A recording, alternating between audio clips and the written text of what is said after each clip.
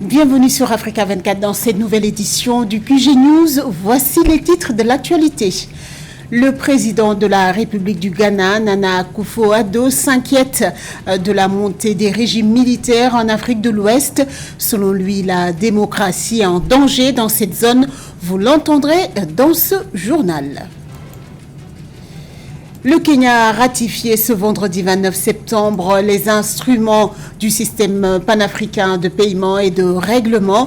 Son objectif, réduire sa dépendance au dollar et résoudre la pénurie de devises. Décryptage dans ce journal. En fin de journal, vous verrez comment le Camerounais Cédric Noumbé a mis KO Jordan Zebo ce samedi 30 septembre au Zénith de Paris en seulement 9 secondes. Mais tout d'abord, à Madagascar, les forces de l'ordre ont fait usage de gaz lacrymogène ce lundi 2 octobre contre des candidats de l'opposition alors qu'ils voulaient rallier l'avenue de l'indépendance pour se rendre au Palais des Sports à la place du 13 mai en guise de contestation. Les 11 candidats et opposants réunis dans un collectif réclament la signature d'un accord politique qui favorise la création d'une cour électorale pour superviser la haute cour constitutionnelle qu'ils jugent peu fiable. Ils demandent également la restructuration de la commission électorale. Le rassemblement de l'opposition n'a pas été ainsi autorisé par les autorités malgaches. La place a été bouclée par plusieurs centaines de policiers.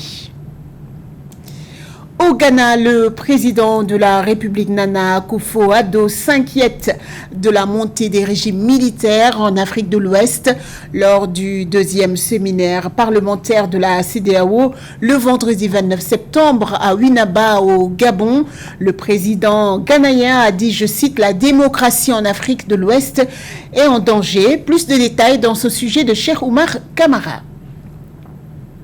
Devant les parlementaires de la Communauté économique des États de l'Afrique de l'Ouest, CEDEAO, avec une voix empreinte de gravité, le président du Ghana, Nana Akufo-Addo, a lancé un cri d'alarme, déclarant que la démocratie en Afrique de l'Ouest est en danger.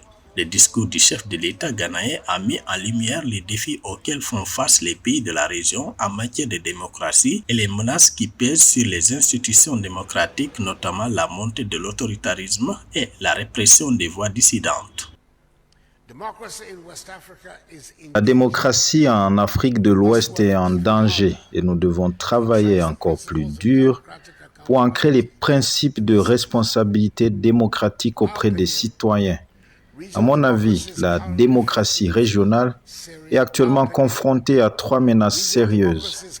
Il y a d'abord la tentative de confiscation de la démocratie par des élites qui se livrent par des bouffonneries juridiques à la manipulation des règles constitutionnelles et à l'assujettissement des institutions de la République dans le seul but de rester au pouvoir. Deuxièmement, il y a la remilitarisation émergente de la gouvernance avec le retour du militaire sur le terrain. Pour y remédier, le président du Ghana a demandé aux députés de la CEDEAO de veiller à ce que l'un des résultats attendus soit une meilleure compréhension des causes profondes du recul démocratique et de l'instabilité politique dans la région ouest-africaine. Avec tout le respect et toute l'admiration que je voue au président ghanéen, je pense qu'il a tort à certains points et il a raison à certains points. Je prends d'abord là où il a raison. Il a raison sur le plan du fait que la démocratie est en danger en Afrique. C'est la démocratie à l'occidental qui est en danger en Afrique. Et c'est ça tout le blême. La démocratie calquée qui ne répond pas à nos réalités. Sinon, la plus vieille démocratie qui ait existé est née en Afrique avec la charte de Kouroukanfougan dont tout le monde en parle. Et cette charte était la démocratie la plus complète. Alors que les dirigeants de la CEDEAO se réunissent pour discuter des moyens de promouvoir la démocratie et la paix, cette déclaration du président Akufo-Addo souligne l'importance cruciale de la démocratie dans la région de l'Afrique de l'Ouest et appelle à une prise de conscience collective pour faire face aux défis qui menacent son avenir. La voix du Ghana résonne comme un appel urgent à l'action pour préserver et renforcer les valeurs démocratiques dans toute la région. Le Nigeria a célébré ce 1er octobre 2023 le 63e anniversaire de son accession à l'indépendance, une fête célébrée dans la sobriété en cause le contexte économique difficile qui prévaut dans le pays. Dans son discours à la nation, le président Bola Tinubu a annoncé plusieurs mesures visant à renforcer la croissance économique. Mildred Yamou. 63 ans d'indépendance du Nigeria. Le pays d'Afrique de l'Ouest a célébré ce 1er octobre 2023 l'anniversaire de son indépendance, acquise de la Grande-Bretagne, le 1er octobre 1960. Nigeria en 63, espoir renouvelé pour l'unité et la prospérité. C'est le thème retenu pour cette année. Le Nigeria a choisi de célébrer cette fête nationale dans la discrétion, en raison des réalités économiques actuelles peu satisfaisantes. Le président Bola Ahmed Tinubu s'est adressé à ses compatriotes pour marquer cette journée. En ce jour solennel mais plein d'espoir, félicitons nos pères et mères fondateurs. Cette année marque une étape importante dans notre voyage vers un Nigeria meilleur. Nous ne pouvons réaliser un Nigeria meilleur qu'avec le courage, la compassion et l'engagement en tant qu'unité indivisible. Le Nigeria célèbre le 63e anniversaire de son accession à l'indépendance dans un contexte socio-économique difficile, marqué par la hausse du coût de la vie, une hyperinflation, un chômage élevé et une dépréciation continue de la monnaie locale le Naira. Le taux d'inflation global a atteint 25,8% en août 2023 contre 24,08% en juillet, selon les données du Bureau national des statistiques. Le taux de chômage devrait atteindre 40,6% en 2023 contre 37,7% en 2022, avec une croissance économique estimée à 3,2% pour 2023. Plusieurs réformes sont envisagées par le gouvernement face à ces perspectives. J'annonce la fin de la subvention sur le carburant. Au cours des 6 prochains mois, le travailleur moyen de bas niveau recevra 25 000 naira supplémentaires par mois. Afin d'assurer un meilleur développement rural, nous avons créé un fonds de soutien aux infrastructures permettant à l'État d'investir dans des domaines critiques afin de fournir des secours contre l'impact de la hausse des prix alimentaires et autres. Nous mettons également en place des centres de formation et des ateliers à travers le pays pour offrir de nouvelles opportunités aux opérateurs de transport et aux entrepreneurs.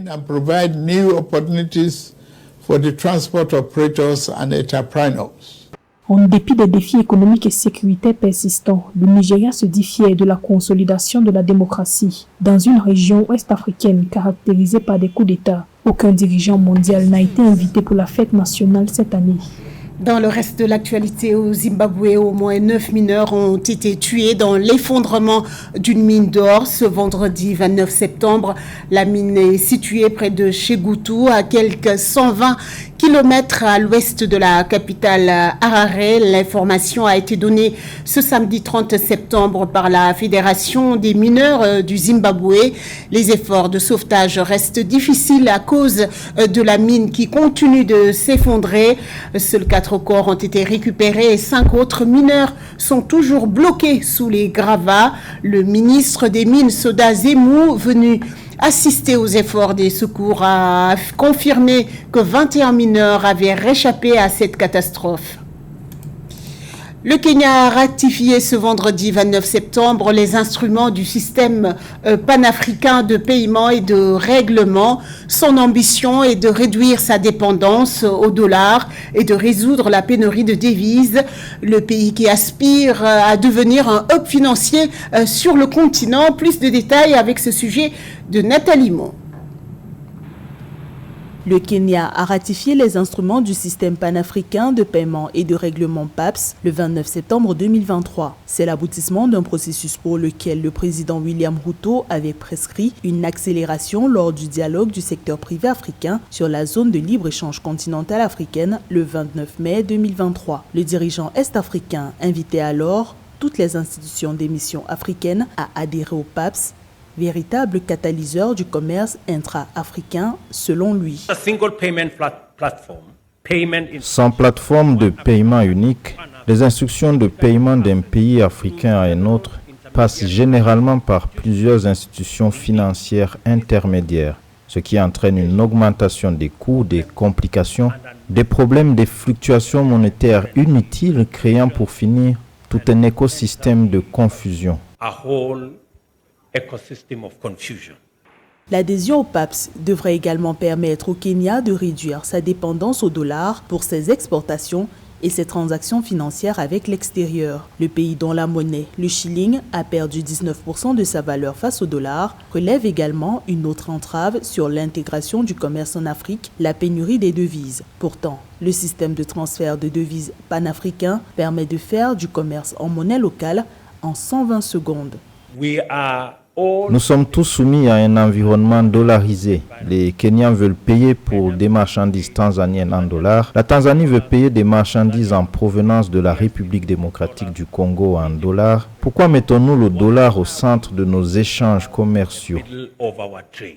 Le Kenya, dans son positionnement de hub financier de l'Afrique, est candidat pour héberger la plateforme du PAPS. Le PAPS devrait permettre à l'Afrique d'économiser 5 milliards de dollars par an en coût de transaction de paiement selon des experts. Avec le Kenya, le système panafricain comprend désormais 10 banques centrales, 40 banques commerciales et 4 commutateurs. En Côte d'Ivoire, le secteur agricole constitue l'un des piliers de l'économie nationale avec plus de 17% du PIB et 60% d'emplois en 2022. Depuis quelques années, ce secteur est menacé par les conséquences du changement climatique et les répercussions négatives de la pandémie du Covid-19. À travers le Salon international de l'agriculture et des ressources animales, les autorités ivoiriennes veulent promouvoir et développer tous les atouts du secteur agro-pastoral afin de redynamiser le secteur. Esther Conan. Le secteur agricole, l'un des piliers de l'économie ivoirienne, représente plus de 17% du PIB et 60% d'emplois durables en 2022. Cependant, les agriculteurs ivoiriens se retrouvent dans un engrenage lié aux effets du changement climatique et de la pandémie de Covid-19 qui, bien qu'en situation d'être maîtrisée, demeure encore une menace potentielle à surveiller. Le Salon de l'agriculture et des ressources animales Sahara 2023, lancé le 29 septembre par le gouvernement ivoirien, vise à promouvoir et développer toutes les richesses du secteur agricole, mais aussi celui de l'élevage et de la pêche. Le secteur agricole occupe une place comme nul autre dans notre tissu économique et social national. Ce secteur est au cœur de la vision 2030 du chef de l'État et des transformations structurelles que nous voulons tous voir accomplir pour notre production agricole, notre décollage industriel, nos capacités d'export et notre source de création d'emplois nouveaux ainsi que de revenus supplémentaires. L'événement est placé sous le thème de l'agriculture africaine face aux défis des chocs internes et externes, ainsi que les innovations pour améliorer les secteurs agricoles et garantir la souveraineté alimentaire. Le salon permet de découvrir les spécificités et les richesses du secteur agricole, animaux, halieutiques et forestiers des différentes régions de la Côte d'Ivoire, ainsi que celles des pays de la sous-région. C'est un événement qui est bienvenu pour nous et importateurs de produits phytosanitaires, parce que c'est le moment de montrer de quoi nous sommes capables et puis d'aider aussi les parents à connaître les endroits où on peut avoir les bons produits. Le gouvernement de la Côte d'Ivoire a lancé un programme d'urgence agricole Purga lié à la Covid-19. Le Purga vise à aider les agriculteurs et à soutenir la production de légumes et de denrées alimentaires afin de préserver la sécurité alimentaire et atténuer la baisse des revenus. À la page sport, en seulement 9 secondes, le Camerounais Cédric Noumbé a mis un KO éclair à son adversaire Jordan Zebo. Le duel a eu lieu ce samedi 30 septembre au Zénith de Paris. L'enfant de Douala a couché son challenger en 3 coups puissants, affichant une victoire qu'il adresse à son ancien coach Fernand Lopez de la MMA Factory en signe de défi remporté. En sujet de Catherine Gombaye. Declaring your winner via knockout, Cédric! Surprise au Zénith de Paris ce 30 septembre. Même Cédric Doumbé ne s'y attendait pas, surtout aussi vite dans ce match de la PFL, la Professional Fighters League. Le combattant d'arts martiaux d'origine camerounaise dans la catégorie des 77 kg a mis son adversaire au tapis en à peine 9 secondes. Un KO éclair en 3 coups. Un peu de mal à faire une vraie prédiction stricte. On disait premier, deuxième round. Moi je disais que je doutais qu'il passe le premier parce que voilà, souvent les mecs costauds comme ça, le menton il est fragile, j'en ai connu, j'en ai vu des adversaires. Des gants taille 4, je l'ai dit, ça passera pas le premier round. Il dit maintenant, il se peut qu'il soit solide. Et même s'il est solide, eh ben, ça sera au deuxième round qui tombera KO. Donc je savais au fond de moi que ça allait se terminer au premier round. 9 secondes, jamais de la vie j'aurais imaginé ça. Parce que je me suis dit quand même, le mec, je suis le combat de sa vie. Il peut pas, je veux dire, il va arriver préparé, il va pas arriver balancer un high kick et essayer de striker avec moi quand même. Il est venu, il a essayé de striker avec moi quand même. Jordan Zebo, martiniquais d'origine, surnommé le Fauve, était vu avant ce combat comme un espoir en MMA avec un palmarès de 4 victoires et aucune défaite. C'était sans compter sur l'expérience de Cédric Doumbé, surnommé The Best, 7 fois champion de Glory, principale organisation mondiale de kickboxing, et qui a décidé de se convertir aux arts martiaux mixtes. Le combattant camerounais a été entraîné jadis dans le centre de Fernand Lopez, coach et cofondateur de la MMA Factory en France. Jordan Zebo était entraîné par Fernand Lopez. Ça n'enlève en rien le respect que j'ai pour l'adversaire. Comme je l'ai dit, Jordan Zebo, c'est un adversaire que j'ai pris au sérieux, que j'ai respecté et que je respecte toujours. Et je tenais vraiment à cœur à ce que cette défaite n'entache pas son courage, n'entache pas sa motivation, et je voulais qu'il continue à s'entraîner et qu'il oublie vraiment ce mauvais passage. Il est tombé sur un adversaire qui était beaucoup plus fort que lui, c'était un mauvais match-up pour lui, et je lui ai dit, gros, tu rencontreras jamais quelqu'un qui frappe aussi fort que moi, donc oublie ce combat. Cédric Doumbé s'est disposé à accompagner Jordan Zebo et demander à tous ses fans sur les réseaux sociaux de l'encourager, voyant ce sportif d'origine martiniquaise de 22 ans un combattant prometteur malgré le chaos du Zénith de Paris. Cédric Doumbé, ladies and gentlemen. Ce journal a été réalisé par l'ensemble de la rédaction. Merci pour votre fidélité. Dans un instant, une nouvelle édition de l'information sur Africa 24.